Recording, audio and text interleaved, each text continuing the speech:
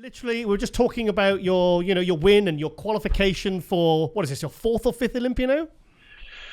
Let's see, 2018, 20, 21, 22, and now 23. You're showing off now. So the only one I skipped was 2019, but the rest I've done since I was qualified, because I think, especially right now, I'm going to do all of them every time, every single year, as much as possible, because I think that's the ultimate show, and it's just very exciting to do so. So yeah. Good. I remember when I was saying to Derek before we started filming, I said, I remember the London Pro in 2018. Yeah. And I was wandering around backstage, and because I knew, and I bumped into you, and I was like, "Holy shit, who's this guy?" And then I looked down, and you had the classic shorts on, and I remember thinking to myself, I didn't realize classic guys were this big. Yeah, like the funny thing is, a few months before that, in 2017, I did the super heavyweights in the Netherlands, and I won that show. So I actually was like a big bodybuilder, because I won the overall in the Netherlands. So I was at that moment like the number one in the Netherlands as an amateur. And then classic physique came around, and then I fit exactly into that weight cap for my height. So yeah, but now with the increase in the weight cap, I can be even bigger. Yeah, do you know, I completely forgotten about that. Yeah, the taller you are, the less of an advantage they give you. So for me, it's only 2 pounds or 900 grams. But it doesn't sound like much, but it can change your whole peak week for sure. Because it allows you to eat like 2 to 3 more meals before weighing in, for example. So it actually worked out very well for the last 2 shows, which I think did show on stage. Good. So does your physique kind of look its best when you're in the classic limit, or does it look, say, like 5 pounds or 10 pounds over? Is that when you look your best? When would you say? Well, it kind of depends on how you define best, because I do think I look better at a heavier weight, but not more conditioned. Yeah. Because then the glutes and the deep striations in the hamstrings may not be showing, but the upper body, that's like old school Arnold style, like full and big and dominant.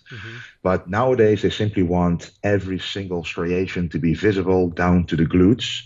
So in order for me to achieve that, I'm always below the weight limit very easily. Oh wow! I always weigh in with my clothing on, and I never miss the weight, even if it's like at the European Pro, it was at 8 p.m. at night. So I still weighed in easily then, and I had a couple of meals, I had my clothes on. So the weight limit is not really a problem for me, but I would prefer my physique a little bit fuller, that's for sure. Yeah. Do you know what? I was just, as you were talking there, I was trying to remember when, because the first year or so, I remember I saw it at the Arnold Classic in 2019, and you were like the biggest up there, but your conditioning wasn't right, and you obviously weren't, you didn't get the placing you wanted. I think was it the Romania show was that the first time that you really started to really nail it, and you've nailed it every time since?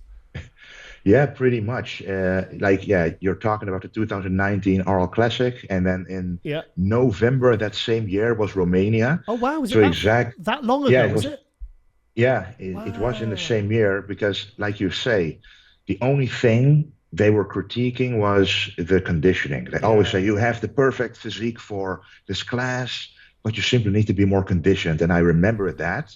So from then I made sure to be conditioned, and I actually was afraid to load up for the shows, because I was like, okay, if I load too much, I'm going to overspill and not show that conditioning that I worked so hard for. So I actually was a bit on the slimmer side in Romania, but it was enough to win. Yeah. And from that moment on, it has been a steady stream of, showing up at my best and better every single year.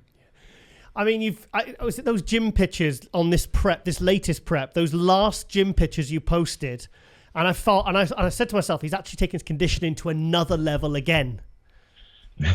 Yeah, I think now the combination of my conditioning and fullness has finally reached like a true new level. Yeah. It's not just always a bit better, but it's actually a big difference compared to even the Olympia of last year, where I had pretty good conditioning, but the fullness was nothing compared to what it is now, especially also because I had time to grow some muscle parts, groups like the legs.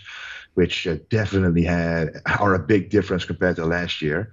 So I'm very happy to also see that myself, but also see that other people who've always said your legs are a weak point are now finally saying, well, we actually fixed the legs. They're actually now, especially from the front, simply proportionate with the rest of the body, which to me has been like a goal of the last 5 years to achieve. Hey, us tall guys struggle sometimes, okay, for legs, you know? Yeah, you know? That's true.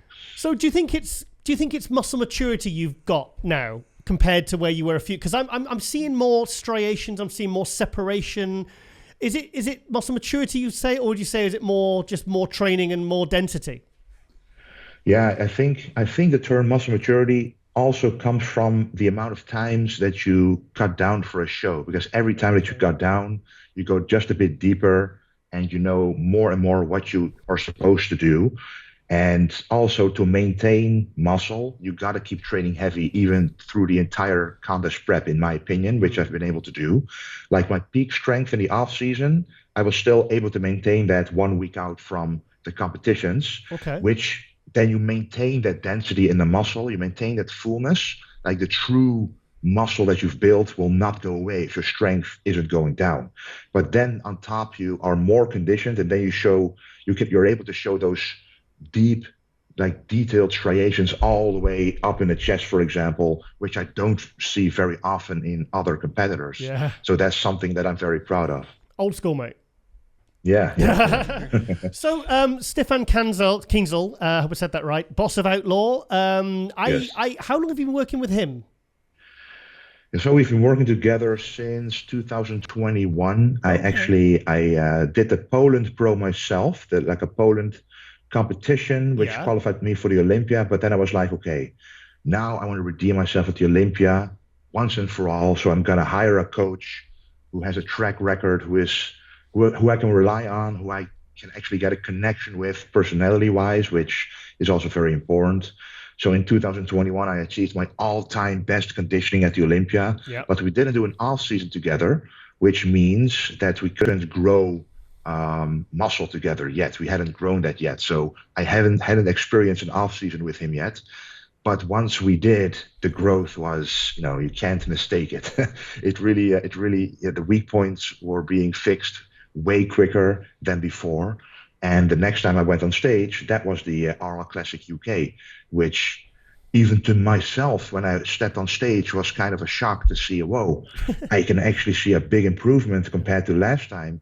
Whereas the last 2 years, yes, I made small improvements, but it was kind of a slow process. And now it's like a true evolution of how I looked, which a lot of people also noticed. And then, from then it only went up and up and up. And working with him is just amazing to see how many top athletes he's working with now.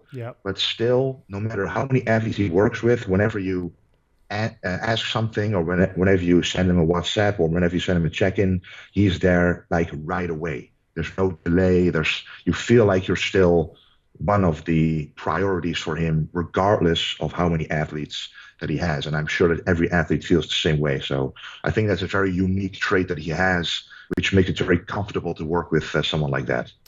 Nathan D'Asher's so impressed with him. I mean, I know they haven't been working together long, but they've already won 2 shows. They've had a second place. Nathan's come back after these injuries. I mean, Nathan is absolutely. I mean, Nathan's not the sort of person who gives praise unless it's really deserved. And he said, no, Giles. He says this guy is. He said, Urs put me in contact with him. Literally, probably saved his career. Yeah. Every time that someone asks me about Stefan, I just say, well, just give it a try. Wow. Just, I've had a lot of, well, not a lot, but at least a couple of high-level known bodybuilders reach out to me. Also, when I was back in Las Vegas at the Olympia or other shows, about wanting to switch coaches or wanting to just try out a coach when they don't have a coach yet. And they all ask me about what's it like to work with Stefan, and I only have positive things to say.